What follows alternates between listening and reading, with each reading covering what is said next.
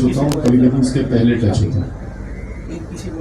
और रात को 1-1 बजे तक बोरीवली के बीच में, लोगों के बीच में रहा, बहुत सारी समस्याओं को समझा, बहुत को समाधान करने की कोशिश किया,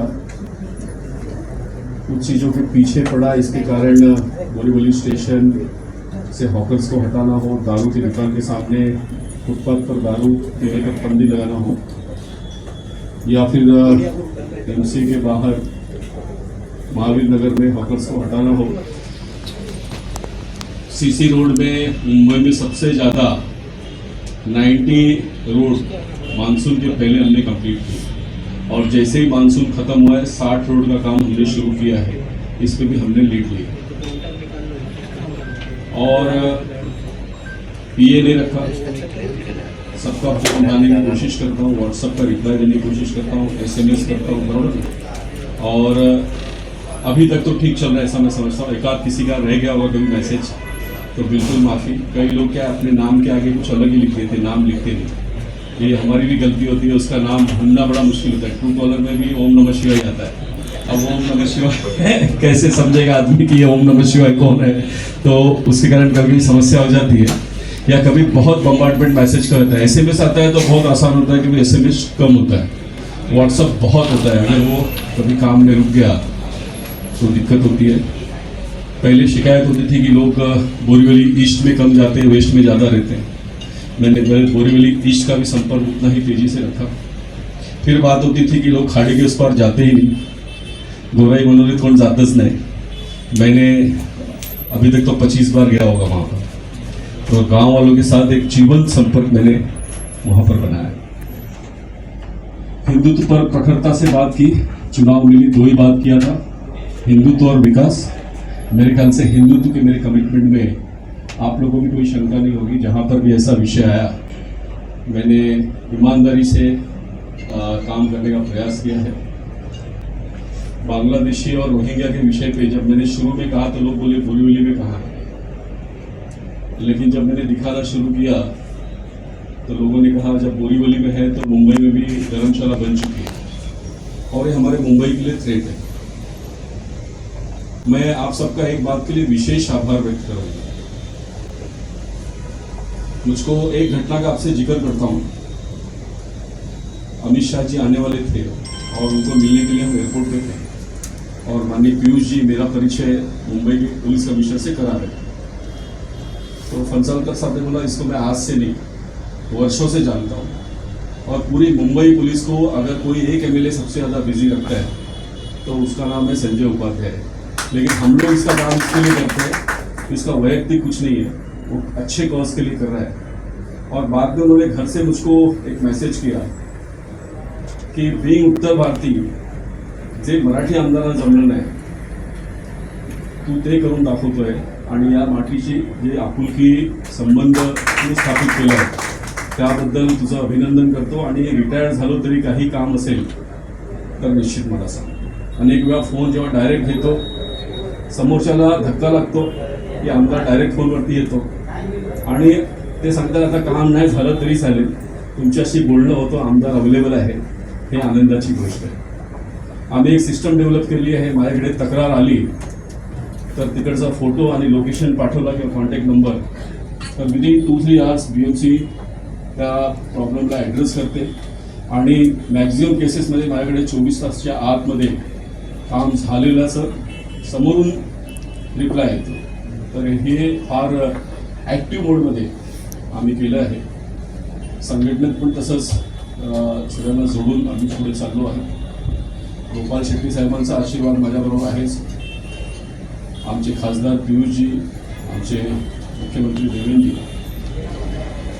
यांचं सतत मार्गदर्शन पाठीशी असतो। पत्रकार मित्र कधी कधी चांगली सूचना मला देऊन जातात। एकाने मला सूचना केली आहे की बोरीवली आणि रेल्वे स्टेशनचा फार संबंध आहे। रामभाऊ नेहमीच उपनगर रेल्वे वासियांकरता संघर्ष करायचे, आणि आज ट्रेन तर चांगली आहे, पण एकेकाळी बोरीवली विरारवरून चर्चगेटला जायला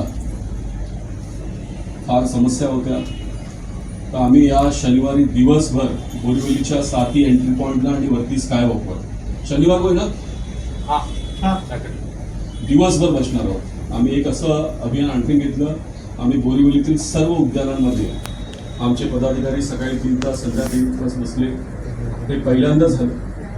एक्साईज डिपार्टमेंट बरोबर दारूवाल्यांची मीटिंग, एक्साईजवाल्यांकडे कोणच जात होता, ती मीटिंग पहिल्यांदा झाली. रॅशनिंगवाल्यांबरोबर झालं. आदिवासी पाड्यात त्यांना राशन भेटत नव्हतं, मी ते दुकान सस्पेंड करायला लावलं. आणि आत्ता त्यांना जे मोदीजी देतात आहे तेवढं किलो अनाज त्याला भेटत आहे. कारण FCAचं गोडाऊन आपल्याकडे आहे. अनाज एकदम चांगलं असतं, पण ट्रक निघाल्यानंतर गडबड होते आणि शेवटच्या माणसापर्यंत पोहोचते ते खाण्यासारखं नसतं. आम्ही विजिलंट होतो, त्या दिशेने आम्ही प्रयत्न केले आणि त्याच्यात आम्हाला यश मिळालं. माझे 7 मिनिटं झाले आहेत. सुरुवातीला जी गोष्ट मी आपल्याशी केली की तुम्हाला माहिती देताना माझ्याकडून राहून जातं. त्यात मनोहरजी आहेत किंवा साबले आहेत, असे नवीनची सूचना करत असतात. काही आपल्यापैकी काही लोक समोरून मला फोन करतात किंवा सोशल मीडियाला बघून सुद्धा न्यूज करून देतात. त्याबद्दल मी तुमचे आभार व्यक्त करतो. आणि या वर्षात म्हणजे या मागच्या वर्षात मी माझा सोशल मीडिया अपडेट केला. माझं इंस्टा, फेसबुक, ट्विटर याच्यावरती रेग्युलर अपडेट दिला आहे. पण रामभाऊने सांगितलं अहवाल पण छापलं पाहिजे, कारण ते अहवाल छापायची सुरुवातच तर मुंबईतून झाली, तर ती परंपरा कुठेही खंडित करणार नाही. काम हातात घेतलेलं आहे. कामाची व्याप्ती जरी जास्त असली तरी शीर्षक घालून आपण ते काम करू. CMच्या वैद्यकीय सहायता कक्षातून भरपूर मदत करू शकलो. दिनेश झाला आहे, सुरेंद्र गुप्ता आहेत, दीपेश सावंत आहेत, असे आमचे पदाधिकारी. फक्त त्यांना समजलं की ते केस शेवटपर्यंत फॉलोअप करून कंप्लीट करतात. या गोष्टीचा मला खूप समाधान होतो. मला माझ्या मुलीने विचारलं की MLA बनने के बाद आप सबसे अच्छा काम क्या किए जिससे आपको अच्छा लगा. 3 दिन पहले उसने मुझसे पूछा. तो ना जब कोई पेशेंट की बात आती है तो मैं अस्वस्थ होता हूँ, और जब उसको मदद कर पाते हैं तो उस दिन मुझको नींद अच्छी आती है. बाकी सब काम होते रहते हैं, लेकिन ऐसे कुछ काम जब मैं करता हूँ तो उस काम का मुझको समाधान है.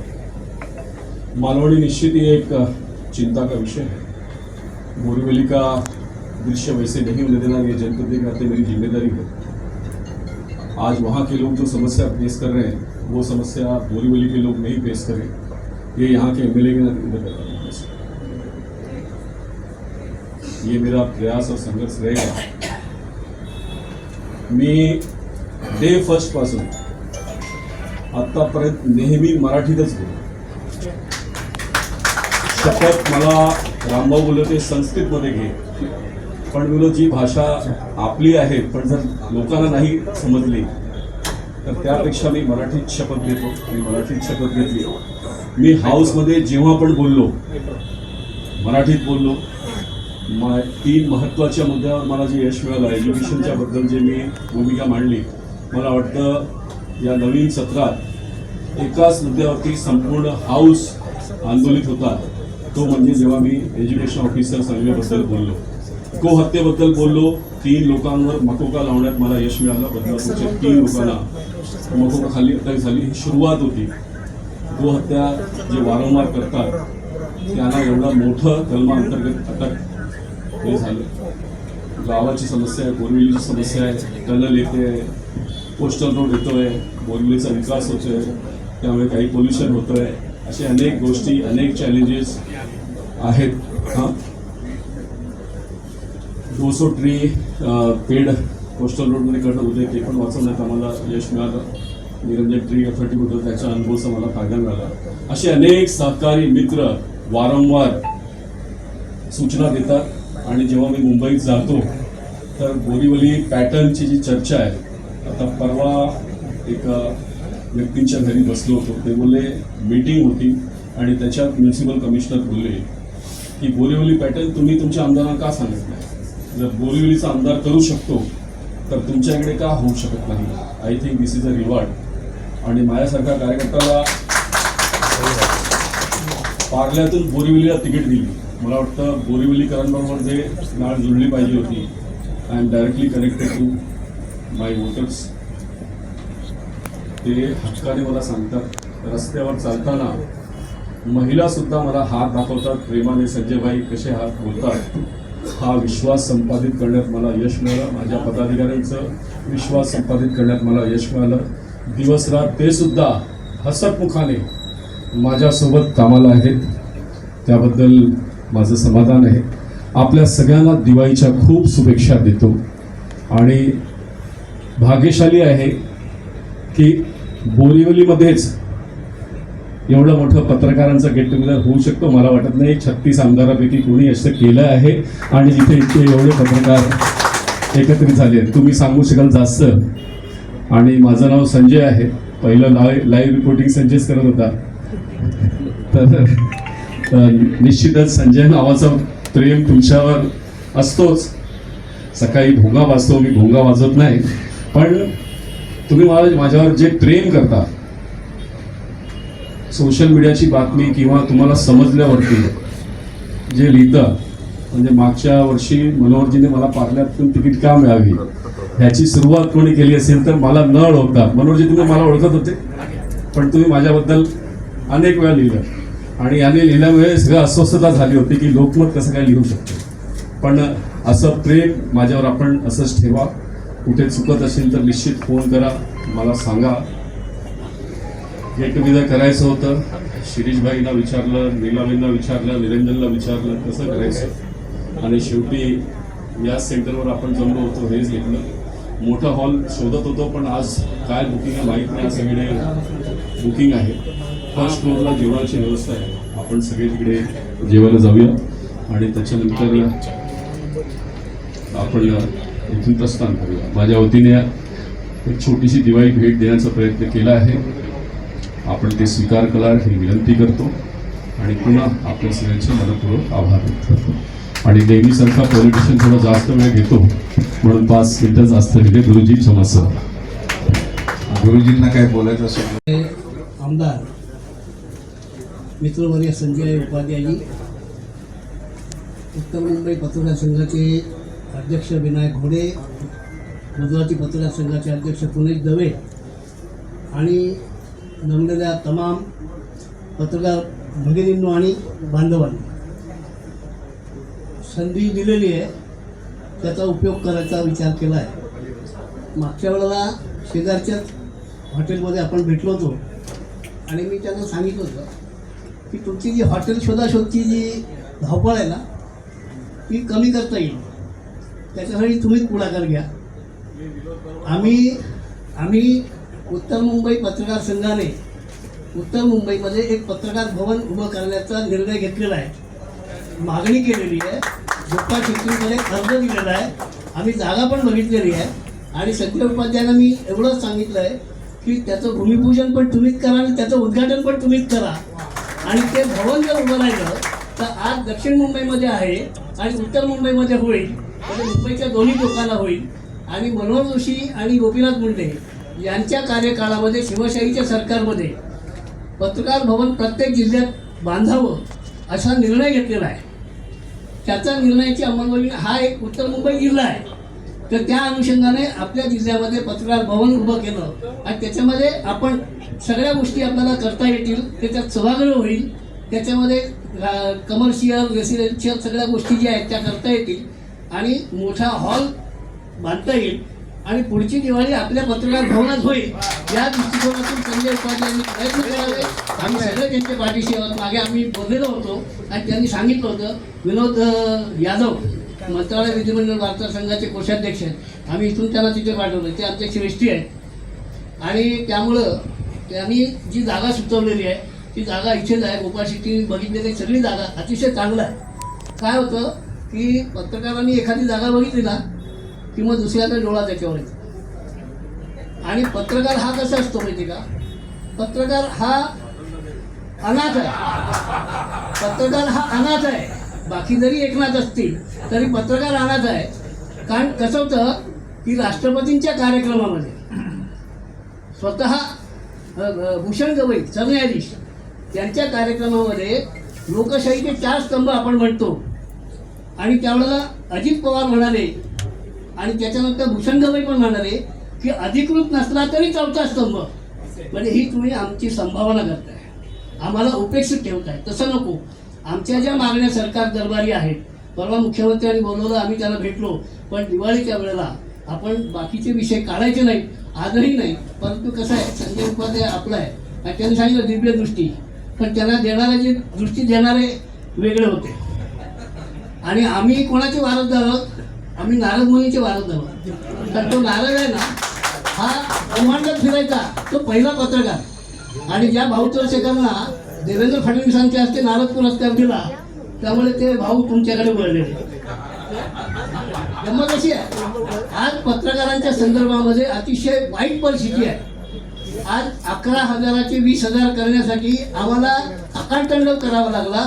अर्थमंत्री नियोजन मंत्री अजित पवारांच्या समोर मी स्वतः मांडला विषय. या राज्य अधिसूचना समितीच्या सदस्य इथे बसलेले आहे. मी स्वतः 2016 ते 2018 होतो. मी अनेक विषय मांडले, ठराव केले, मंजूर केले, पण त्या ठरावाचे अजूनही शासन निर्णयात रूपांतर झालेलं नाही. पत्रकार सन्मान योजना देवेंद्र गंगाधर फडणवीसांना 100 वेळा मी त्यांना अतिशय त्यांचं अभिनंदन करीन की त्यांनी ती योजना आणली. पत्रकारांना पेन्शन द्यायचं नाही असं फायनान्स डिपार्टमेंट त्या वित्त विभागाने खोडा टाकला. देवेंद्र फडणवीस म्हणाले मला पत्रकारांना सन्मान योजना, पण ती सन्मान योजना सन्मानाने द्या, त्याच्यामध्ये वगैरे फाटे फुटू नका. मध्य प्रदेशमध्ये तुमचं सरकार आहे, तिथे 20 वर्षाचा अनुभव असलेला, 58 वर्षाचा वय असलेला, त्याला तुम्ही सन्मान योजना देता.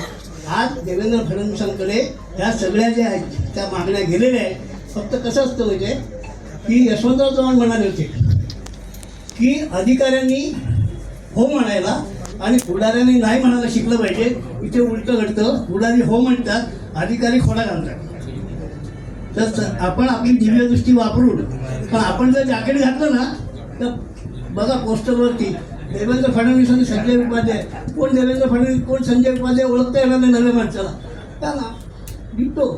तर त्याचा उपयोग सगळ्यांना करून घ्या.